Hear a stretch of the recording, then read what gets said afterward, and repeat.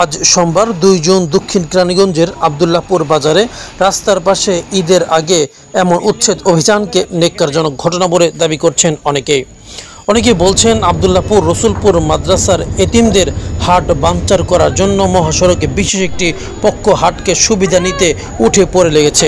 দীর্ঘদিনের এতিমখানা প্রতি বছর হাট বসে। অনেকেই দাবি রাস্তায় হাট হতে মাদ্রাসায় পশু যাওয়ার রাস্তা বন্ধ হয়ে যাবে, এতে মাদ্রাসার ক্ষতি হবে। হঠাৎ এই অভিযানে স্থানীয় দোকানীদের ক্ষতির সম্ভাবনা দেখা দিচ্ছে। যদি তাদের আগে অবগত করা হতো তাহলে হয়তোবা ঈদের আগে সন্তান স্ত্রী পুত্র নিয়ে ভালোভাবে তাদের দিন কাটতো বলে জানান তারা। এখানে আমাদের নিজস্ব জায়গা থেকে আমাদের সরকার নিয়েছে, আর যে অবশিষ্ট যে টাকা আছে আমরা এখানে ইয়াতে আছি। সরকারের প্রয়োজনে যখন করবে আমরা সব ওই সময় উচ্ছেদ করবো, কোনো বিষয় না। আর পূর্বে যারা বিগত সরকার ছিল এখানে কারো কোনো সমস্যা নেই, সরকার যখন প্রয়োজন করবে আমরা তো এখানে আপত্তি নেই। কিন্তু কথা হলো কোনো একজন ব্যক্তি বিশেষ ওনাকে খুশি করার জন্য সে যদি এতগুলো মানুষকে বলা নাই করা নাই, ঠিক আছে, একটা হাটকে কেন্দ্র করে যে আমাদের পার্শ্ববর্তী একটা 100 গজের ভিতরে একটা হাট আছে, আর কোনো কিছু নেই এতদিন কিন্তু ঠিক আছে। আর এখানে 90% মানুষের বা 80% মানুষের বিএনপিপন্থী, ঠিক আছে। এখন ওনারা একটা হাটকে কেন্দ্র করে আমাদের সাথে একটা এলাকার ভিতরে একটা বড় ধরনের একটা রসনাল হয়ে উনি প্রশাসনকে বল প্রয়োগ করে আজকে আমাদের উপরে যে ক্ষতিটা করা হয়েছে। এখানে যে ব্যবসায়ী আছে তাদেরকে কোনো পূর্ব ওইভাবে কোনো বলা হয় নাই, আইসা আজকে ক্ষমতার অপব্যবহার করে আজকে তাদেরকে উচ্ছেদ করা হয়েছে। একটু স্পষ্টভাবে জানতে চাই, হাটের কথা বলছেন, এটাকে হাট ইজারাদারকে খুশি করার জন্য নামটা কি তার নাম হচ্ছে খুরশেদ জমিদার। বিষয়টা বলেন, হাট ইজারাদারকে খুশি করার জন্য কি? হ্যাঁ, তাকে খুশি করার জন্য তাকে খুশি করার জন্য তো আজকে অবস্থা। আজকে আমাদের শত মানুষের এখানে আপনার গরিব অসহায় মানুষদের আছে তাদেরকে প্লাস এই আমাদেরও আজকে ক্ষতিগ্রস্ত করলো। আমাদের পাশে আমাদের যেই আছে আমাদের তো ক্ষতিগ্রস্ত করলো। আনুমানিক কতগুলো লোক এখানে ক্ষতিগ্রস্ত হয়েছে? এখানে তো আপনার বলা যায় অনেক হাজার মানুষ হবে, কয়েকশো মানুষের আপনার এখানে কর্মসংস্থান ছিল। এখানে আর কি আপনার ছোটখাটো যে ক্ষুদ্র ব্যবসায়ী তাদের আজকে আপনার এই ক্ষতিগ্রস্ত হবে।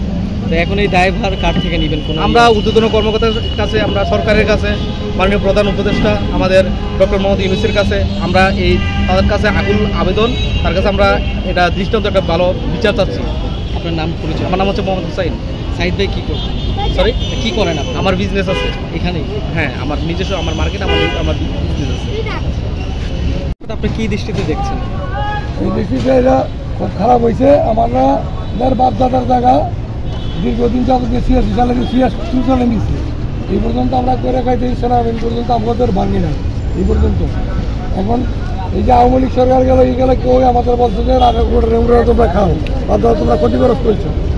এই যে এখন গরু হাট, অবৈধ গরু হাটের জন্য এই খোঁজে আমাদের এই ক্ষতিটা করলো।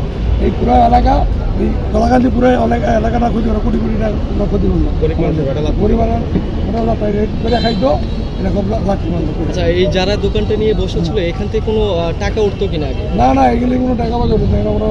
জায়গার মালিক নিত টাকা, কোনো ভাড়া উঠতো না? ভাড়া উঠতো, জায়গার মালিক ভাড়া উঠতো কিনা? চাঁদা না, চাঁদা আর চাইছে, আরো কয়েকবারই চাইছে। যে বর্তমানে ইয়ার পরের থেকে চাঁদা চাইছে, তারা চাঁদা কেউ দেয় নাই, যে আমাদের বাপ দাদার সম্পদ গেছে, তার পারে না। প্রশাসন দিয়ে যে এইভাবে চাঁদা কে চেয়েছে? চাঁদা এখানে চাইছে বিএনপি হাই মেন পুরা খোরশেদ জমিদার, যে সে নাকি আরেকজন। কি দোকান ছিল আপনার? মাছের দোকান ছিল। আচ্ছা, এখন যে উচ্ছেদটা হলো এতে আপনাদের প্রতিক্রিয়া কি? মানে কেন করা হলো? আপনারা কি অবৈধভাবে ছিলেন? না, এটা হচ্ছে ব্যক্তি মালিকানা জায়গা, ঠিক আছে। প্রত্যেকটা মালিকের বাড়ির সামনে, তখন যদি এটা রুল অ্যান্ড হাইসের জায়গা হয়ে থাকে তো এটা এত আমাদের জানা নাই। কিন্তু আমরা তো কোনো লোকালি কাউরে চাঁদা দিয়ে বসি না, ঠিক আছে। আমরা এই খোলা জায়গায় বসছি, যারা বাড়ির মালিক, এটা লপ্তপস্ত, এদের কাছ থেকে আমরা কিছু ভাড়া দিতাম, ভাড়া দিয়ে আমরা ব্যবসা বাণিজ্য করতাম, বাল বাচ্চা নিয়ে আমরা সংসার চালাইতাম, ঠিক আছে। আজকে মনে করি যে আমার এই দোকানটার ভিতরে 11 জন কর্মচারী, 11 জনের 11টা ফ্যামিলি, ঠিক আছে। এই যে আজকে মনে করেন আইসা, ঠিক আছে, আমাদের এই ব্যবসা বাণিজ্য সব বন্ধ করে দিল, ভেঙে চুরে দিল।